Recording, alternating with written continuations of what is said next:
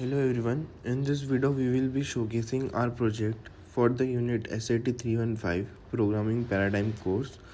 Our project focuses on weather forecasting using a technique called Logistic Regression with Monte Carlo simulation. My name is Sohil Nagpal and I am part of the team that includes Sahil Guglani, Shravel Sharma, Yuvraj Bansal and Shashank. In today's world, accurate weather forecasting has become more important than ever before. It is crucial to be able to predict weather patterns and be prepared for any potential dangers. In this project, we aim to use logistic regression and Monte Carlo simulation to forecast the weather accurately. Logistic regression is a statistical method that uses a logistic function to model a binary dependent variable based on one or more independent variables. It is widely used in various fields, including meteorology, to predict events based on historical data. Monte Carlo simulation, on the other hand, is a computational technique that uses random sampling to obtain numerical results. It is often used to simulate complex systems and estimate likelihood of different outcomes. In this project, we will use historical data to train a logistic regression model to predict the occurrence of different weather events such as sunny or not sunny. We will then use Monte Carlo simulation to generate random weather data for temperature, wind speed, and precipitation. The goal of this project is to develop an accurate and reliable weather forecasting system that can help individuals and organizations make informed decisions and take necessary precautions to minimize the impact of severe weather events. Monte Carlo simulation is a computational technique used to estimate the probability distribution of outcomes in a complex system or process. The basic idea of Monte Carlo system is to use random sampling to estimate the probability distribution of outcomes. The technique involves generating a large number of random samples and running simulations on each sample to determine the likelihood of different outcomes. We are using Monte Carlo simulation to generate random weather data for temperature, wind speed, and precipitation. We have defined the probability distributions for each weather variable, and for this we have used the Box-Muller transformation. The Box-Muller transformation is a method for generating a pair of independent random variables from two uniformly distributed random variables. Here we are generating the mean and standard deviation, which will generate a large number of random samples. We will then have combined the random samples to create a simulated weather data set. Logistic regression is a statistical method that we have used in weather forecasting and Monte Carlo simulation to predict the likelihood of a certain weather event happening based on the values of some independent variables, such as temperature, wind speed, and precipitation. To use logical regression for weather forecasting, we have first collected the historical weather data of Seattle from the Kaggle platform and classified each day or time period into one or two categories, such as sunny or not sunny. We have then used this data to train a logistic regression model that estimates the probability of sunny day based on the values of the independent variables. After training the logistic regression model, we have used the Monte Carlo simulation to generate random values for the independent variables to predict the likelihood of sunny day.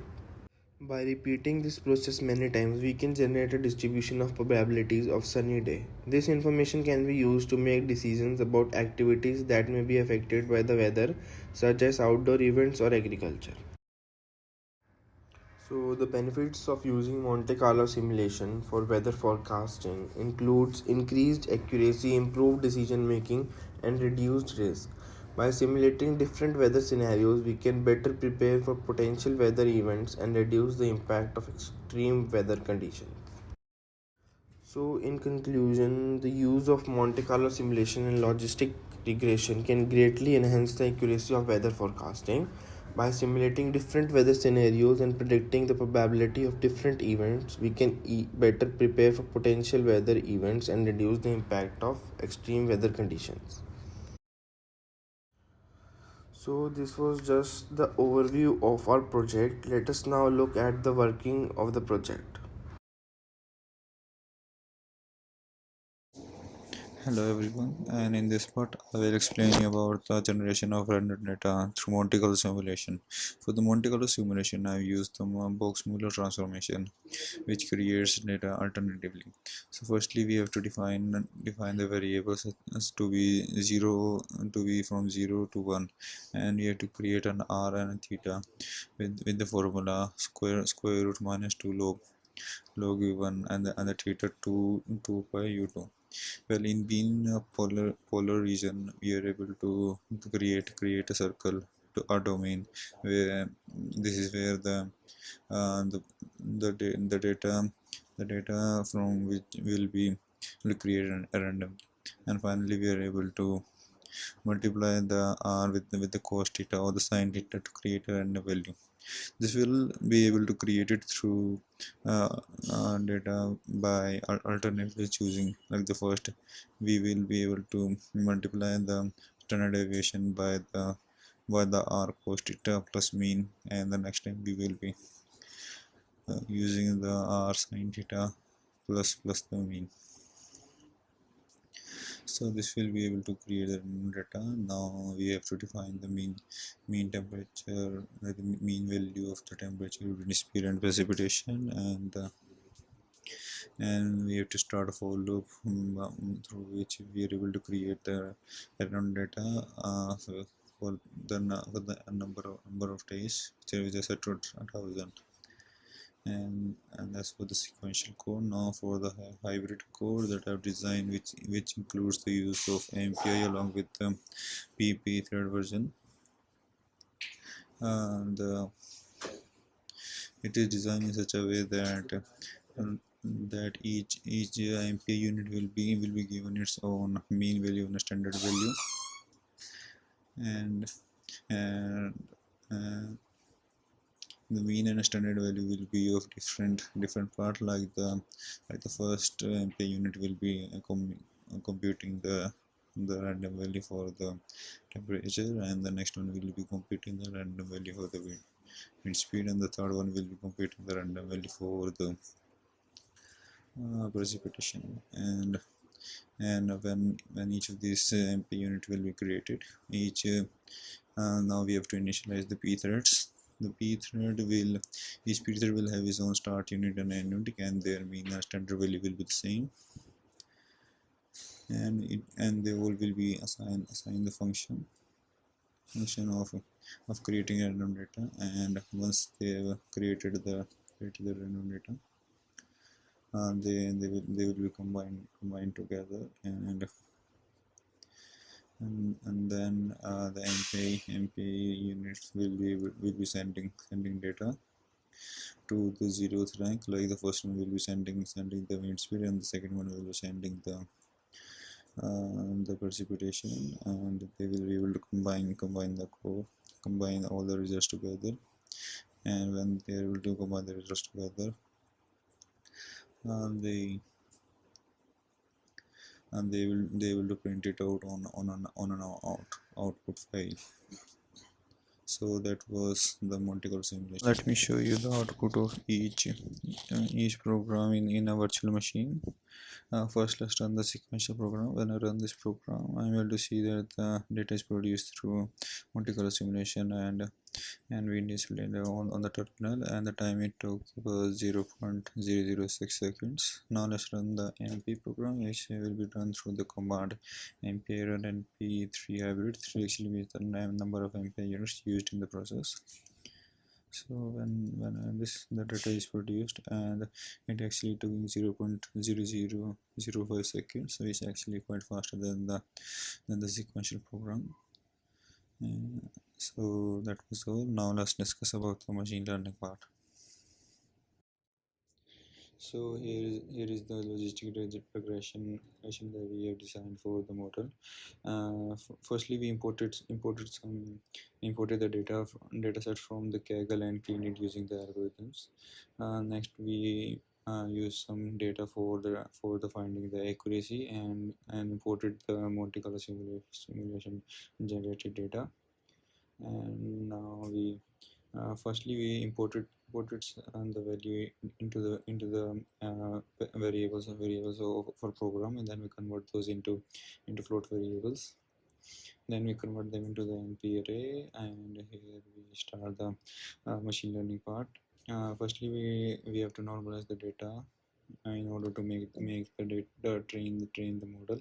To do that, we first normalize the data by making it revolve around the mean value.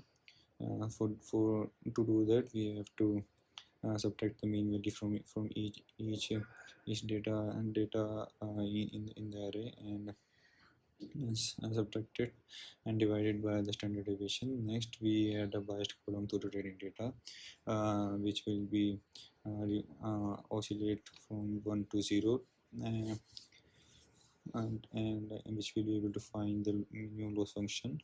Next, we initialize the theta, which will change as we find the gradient descent of the program, and then we initialize the number of iteration and learning step. Learning rate is the size of the step that we took uh, in order to find the minimum loss function. Here we are finding the gradient descent. To find the minimum loss function, we are using the sigmoid function, which will be able to transform the continuous data into the value of 0 to 1, and, which will be able to help find the threshold value, for which we are able to predict that whether the upcoming day will be sunny or not. And using that, we are able to find the theta, and that was it for the machine learning part. And to calculate to test the data, we firstly also have to normalize the data that we are using, that we're going to use in the test part, and check if the predicted data is coming out to be the greater than 0.3, then it will be sunny, otherwise it will be not. Here we are printing the accuracy, and here we are printing whether the data that we generated through the Monte Carlo simulation is sunny or not. Now let's run the program.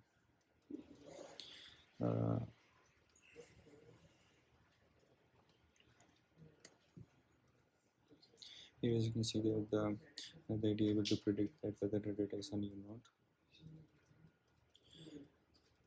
And here is the accuracy, and here is the time executed for the program. This code is an implementation of logistic regressions to predict weather conditions based on temperature, precipitation, and wind data.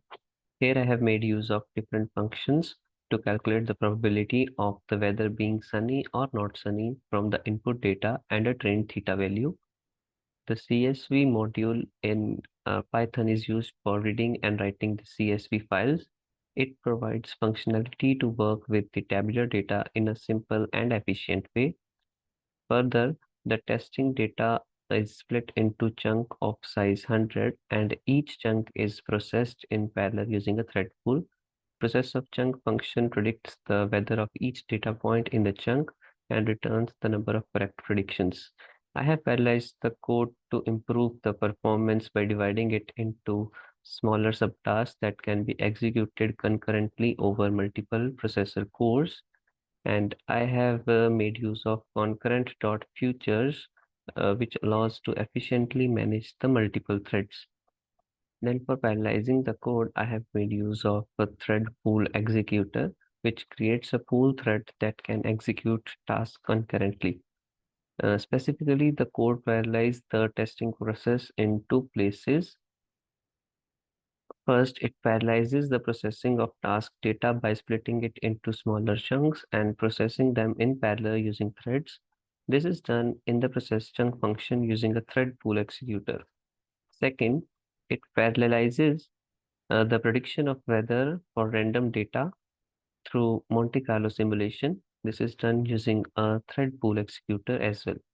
So this is the clean data 2.csv file where the data is loaded and the result variables. So here in the code reads the data and appends the first three values of each row to data variable and fourth value of each row to the result variable.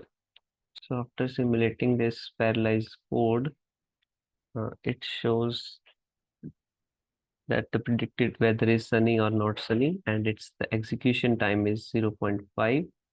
And this is the non-parallelized version of the same code. And after simulating it, it shows that the execution time is uh, around 2.7. Data cleaning is the process of identifying and correcting or removing errors, inconsistencies, and inaccuracies in data.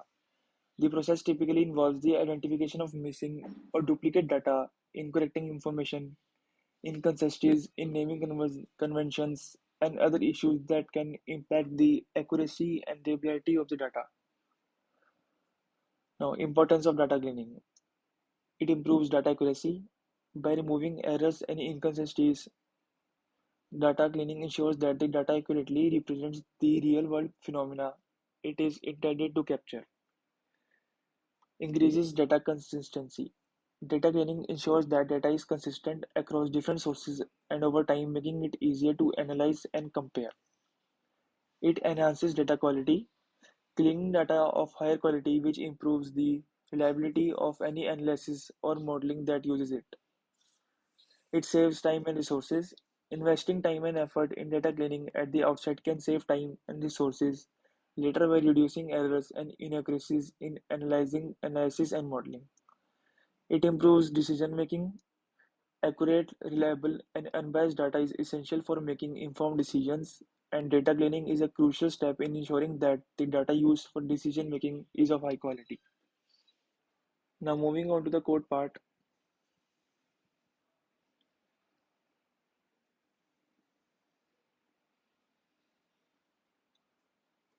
This code takes an input CSV file for Seattle weather data and creates a new CSV file with the same data, but with the weather column replaced with a binary is sunny column, where sun is replaced with 1 and other values are replaced with 0.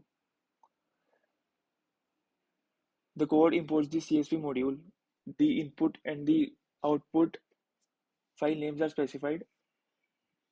The input and the output files are opened using with the statement. The R and W modes indicate that the input file will be read and the output file will be written.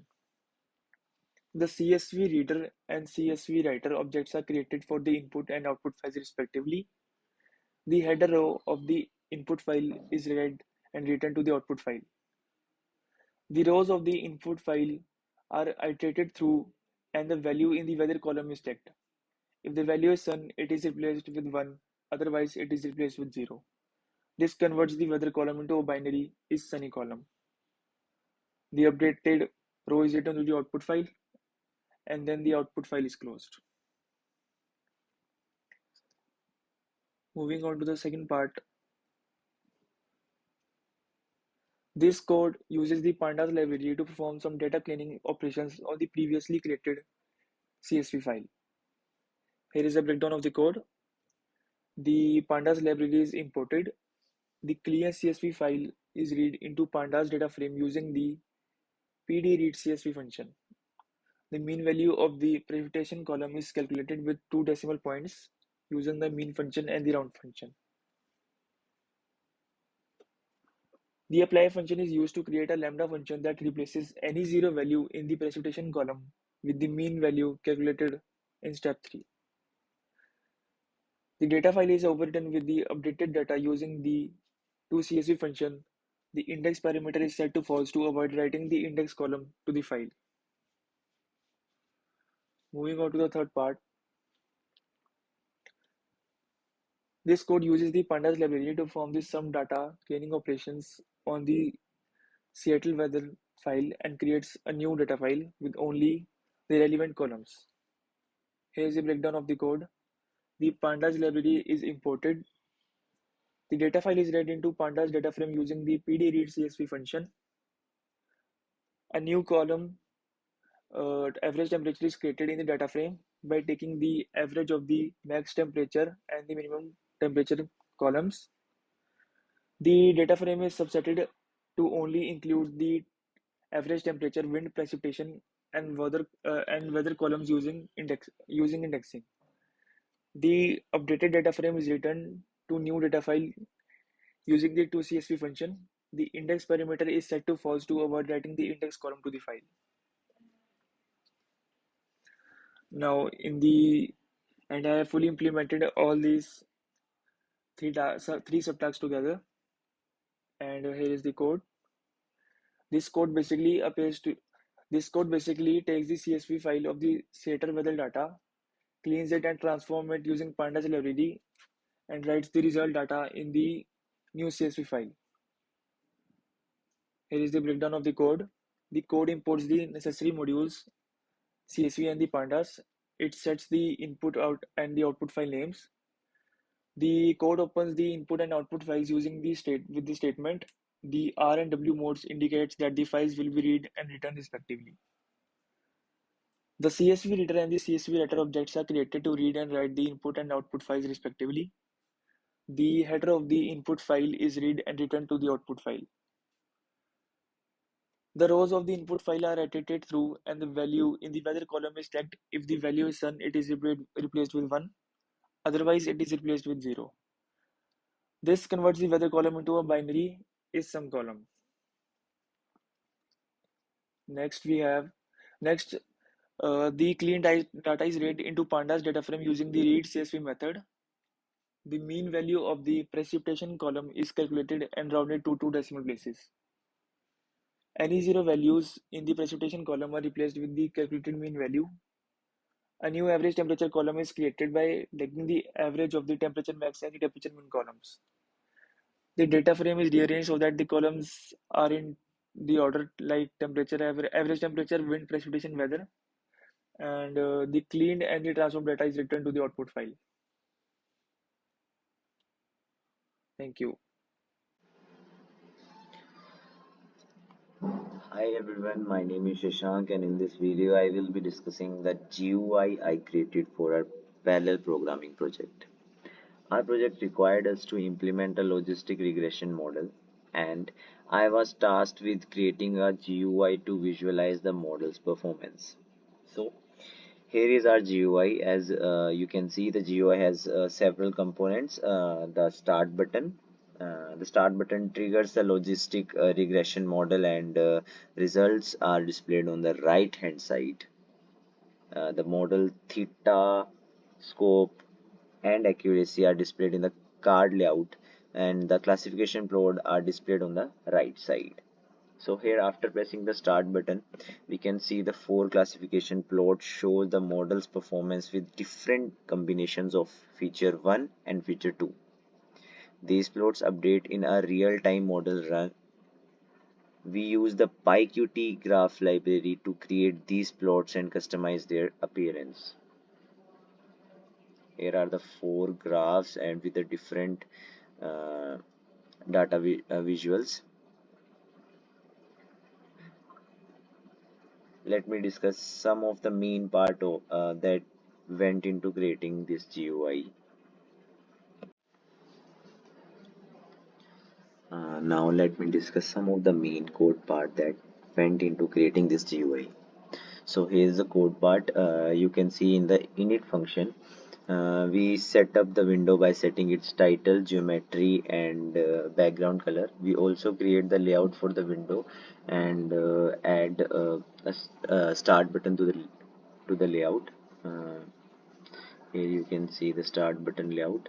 After that we create the uh, card layout to the display that models performance matrices including theta value, scope and accuracy. We here use the QV box layout to create this layout and add the labels and values to the layout. Next you can see we have create the 4 classification plot using the PyQt library and we use the queue to create the layout for each plot, set the plot title, labels and customize its appearance.